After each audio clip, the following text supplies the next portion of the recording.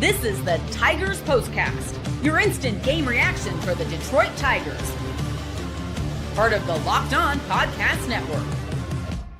Your team every day.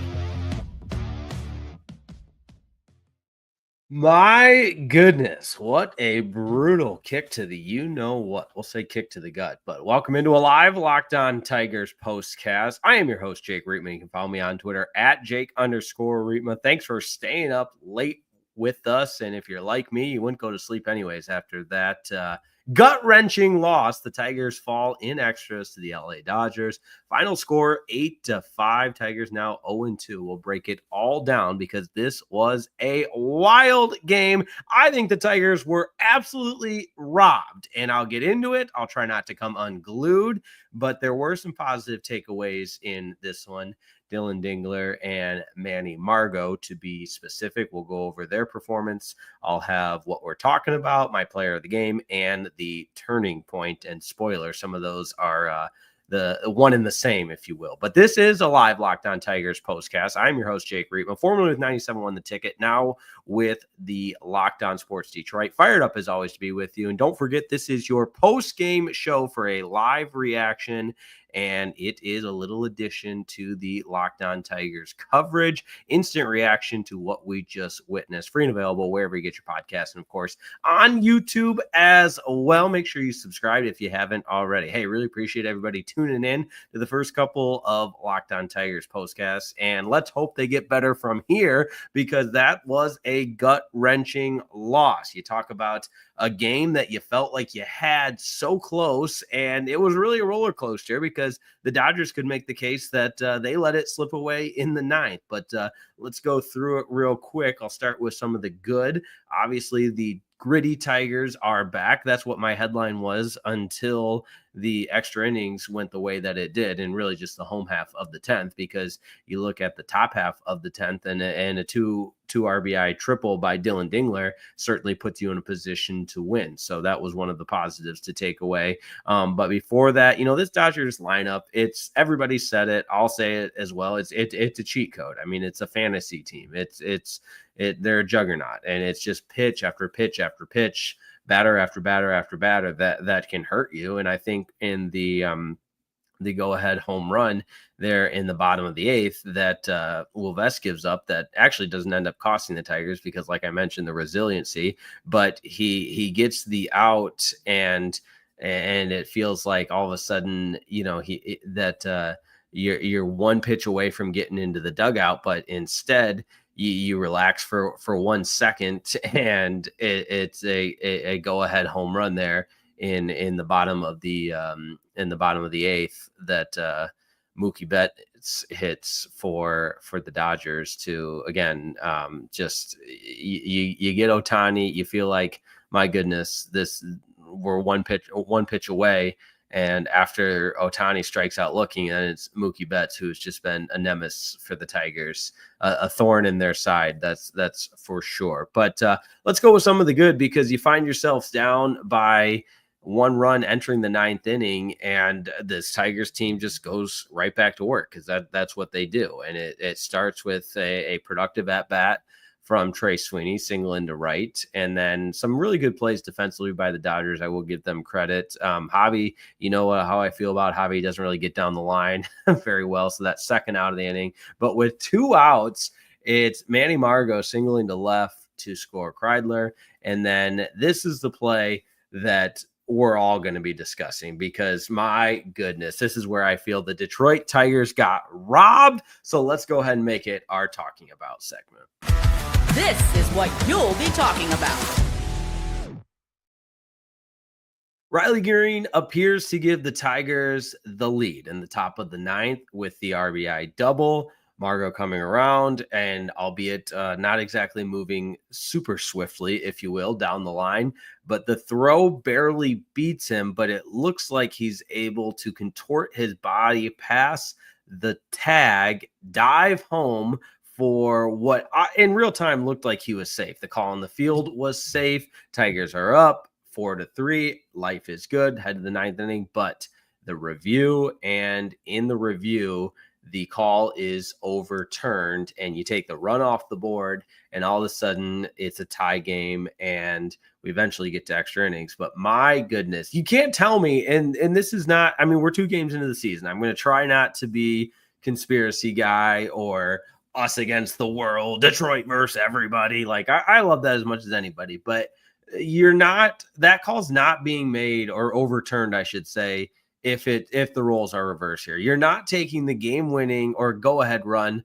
off the board for the LA Dodgers for if roles are reversed here. You just can't convince me otherwise. And I know I'm not alone in that. And it was so bang bang and so close. And Benetti said this, which, by the way, great to hear Jason Benetti and Dan Petrie and Daniela Bruce, the whole crew. Awesome to hear them on. But Benetti nailed it when he said it's just too close to overturn. You have to go with what you called on the field, and that's an argument for it. There's an argument that it wasn't indisputable and clearly that the tag was applied before, and it's just so frustrating that a call like that dictates or significantly contributes to dictating the outcome of this game. Let me know what you think as well. We already have a ton of comments coming in. My goodness, appreciate everybody. There's over 40 comments. I'm not going to be able to get to all of them, but I appreciate each and every single one of the comments. And Braylon Davis agrees with me. We got screwed. Completely agree. The other people agreeing that we being the Tigers got the short end of the stick. There is no doubt about it. And I like this comment here from Jake Myring: $1 billion roster versus Zach McKinstry. Yeah, that's some of that. And this is probably not the time or the place because it's an instant reaction and I'm upset and bummed the Tigers lost just like you are. But I hear the conversation with salary caps and everything like that. But I get more frustrated that it's a result of our own ownership not spending. And not saying that we would be the Dodgers by any means, but there's no salary cap. Go do what the Dodgers did and figure out ways to pay your guys later and go win games. I'm jealous, frankly. So I think that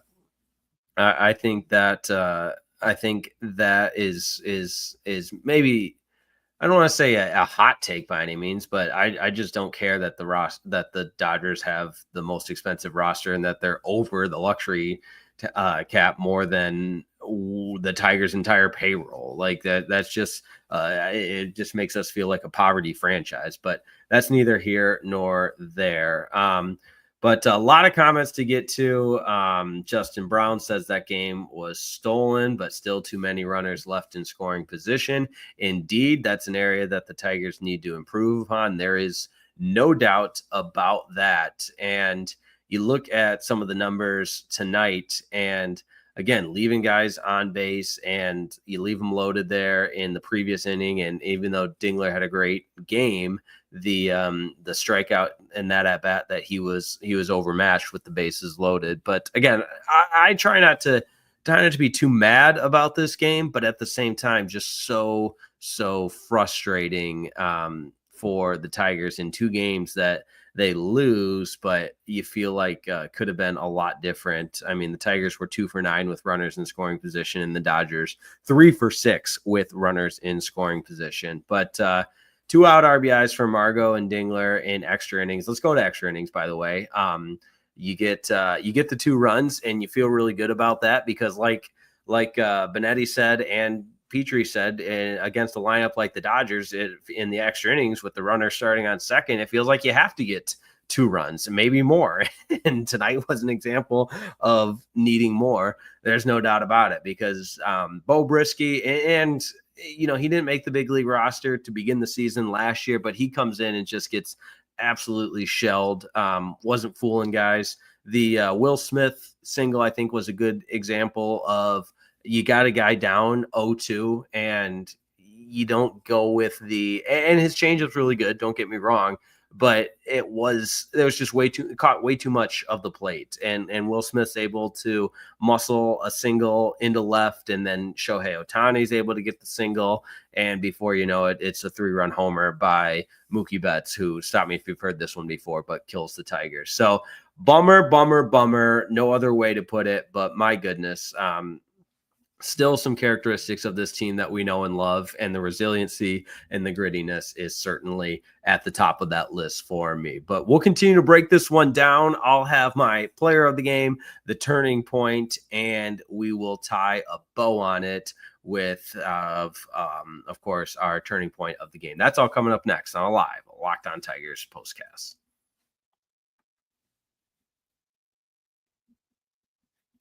Hey, this episode of the Locked On Tigers postcast is brought to you by Supply House. All right, my friends, here's what you need to know about Supply House. You can get the supplies you need from the site that's made for the skilled trades, Supply House. Whether you're plumbing, HVAC, or electrical work, any of it, it's all about Supply House. It's the reliable way to order products online. Easy-to-use website is packed with helpful resources and the latest product information to help you get the job done right. Plus, with a complete inventory of over 200,000 parts from 400 top brands, you'll find exactly what you need delivered fast from coast to coast. How about that? If you need help with an order, Supply House offers expert support and industry-leading service. You'll always talk to a real person. And for trade pros looking for an extra edge, how about this? It's the free Trade Master program, and the offers exclusive perks like a dedicated phone line, free shipping, and discounts on every order. Thousands of skilled professionals are already taking advantage, and now it's your turn. So join the Trade Master program today at supplyhouse.com/TM. That's supplyhouse.com/TM. Start ordering plumbing, HVAC, and electrical supplies with just a few clicks. Plus, don't forget about the promo. The promo code is SH5 for 5% off your first order. That's supplyhouse.com, promo code SH5, 5% off your first order.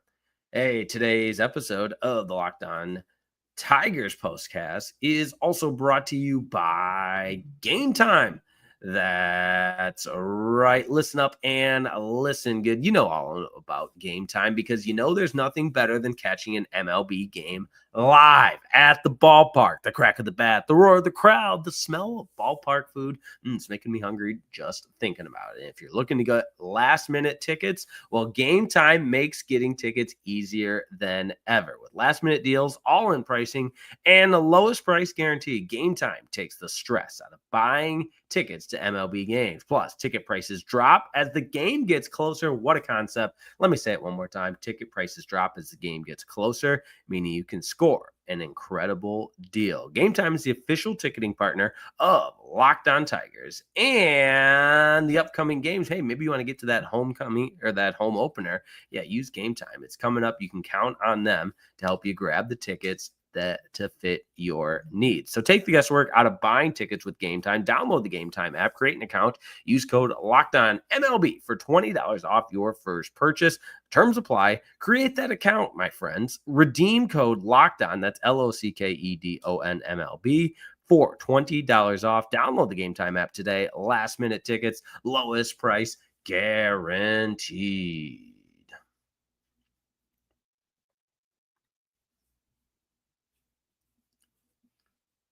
Thanks for staying up late with us after a disappointing setback for the Detroit Tigers. 0-2 now after losing to the Dodgers 8-5. Another good day for Spencer Torkelson. You got to love that. 2 more hits for him, including a double late in the game. You got to give it up for Gleyber Torres, first home run in a Tigers uniform, but he did have to leave the game after that. So we'll continue to follow the Gleyber Torres injury. Hopefully it's nothing serious, but obviously no word on that yet. And then Dylan Dingler. I mean, what a game for him. Yes, he struck out twice, but 3 runs batted in, including that 2-run triple in extra innings. You thought that would be enough to propel the Tigers to victory. It was not, but an encouraging night from Dylan Dingler overall. All that said, man, this one hurts. Oh, and the pitching. Going all the way back feels like an eternity ago watching this game. But Jack Flaherty was really good tonight, 5 2/3, exactly like Skubal. Just that one pitch is going to define the start, but couldn't quite get out of that 6th inning to be credited with the quality start. But the 5 2/3 gave up just the 2 earned runs, and it was the 2-run homer by Freddie Freeman. All right. That being said, it's time for our turning point. Time to reveal where the game was won or lost. It's the turning point. I think we can all agree that the turning point was the overturn of the call. I mean, my goodness, you got Riley Greene with the RBI double, or what appears to be an RBI double, and Manny Margot tagged out, but was called safe on the field. And again, I go back to, this call would not be overturned if it meant taking a run off the board for the LA Dodgers. It just wouldn't. It wasn't inconclusive, irresputable, undeniable, whatever adjective you want to use. It wasn't any of that. And that's what makes it so frustrating, is in real time, thought he was safe. The other thing I wanted to mention in the turning point with the Riley Greene attempted robbery of that go-ahead home run, and again, so much happened after that we're not spending a lot of time on that, but Riley Greene, and you know, I'm not criticizing him. It's obviously such a difficult play, but the fan, I don't think, reached over, and I go back to the indisputable video evidence on that home run, but Riley Greene clearly felt like he had a chance to catch that. But when you watch the replay back, it looks like he's making contact with the wall before and unable to get his hand up there and make the catch. So I wasn't, and in real time, I thought it was a home run. So I wasn't overly, upset about that. In the moment, I was more pissed that the Dodgers went ahead. But again, you got the gritty Tigers to come back in the ninth and tie it in what looked like take the lead. But that's our turning point in getting robbed by the video replay system. But as for our player of the game, let's get into it. This is the Locked On Player of the Game. If we're talking Tigers, I got to go with Dylan Dingler with the 3 runs batted in.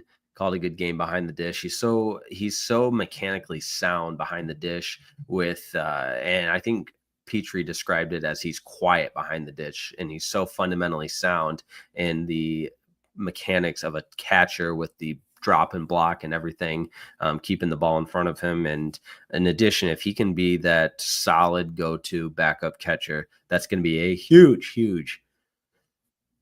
asset for the Detroit Tigers. Does it feel a little bit late? Yes, it's obviously 1:35 on the East Coast, so appreciate everybody staying up with us. We are powering through. But shout out to everybody in the comments. Thanks so much for making the Locked On Tigers post-game your post-game destination. We're going to do this as often as possible.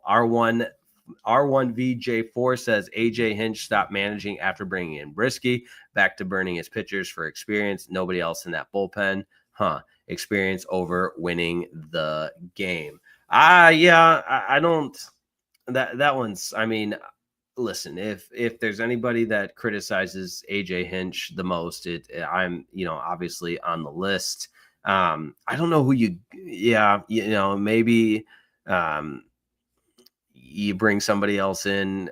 You've already used Holton, Vess, Canley, who I thought looked really good, by the way. Nice to see him in his 1 inning of work. Struck out a couple there with that nasty changeup.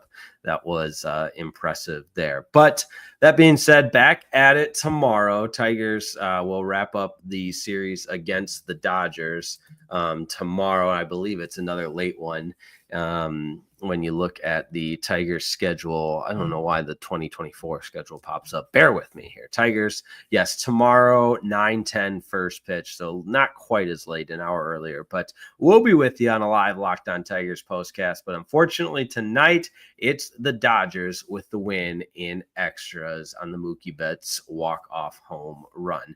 Thanks so much for tuning in. It's always a pleasure, and I appreciate the welcome with the wide open arms. And let's continue to talk Tiger baseball, even though tonight didn't go our way. Have a wonderful rest of your, well, not really evening. Get some sleep. How about that? It's a good morning to you. And we'll talk to you tomorrow. Tigers try to avoid the sweep in LA. Dodgers win this one 8-5. Back tomorrow on a live Locked On Tigers postcast. Until then, thanks for making the Locked On Tigers postcast your post-game destination. Free and available wherever you get your podcasts. And of course, on YouTube, it's all part of the Locked On Podcast Network. Check out Locked On Tigers. And as always, shout out to Scott Bentley and the crew. See you next time on a live Locked On Tigers postcast.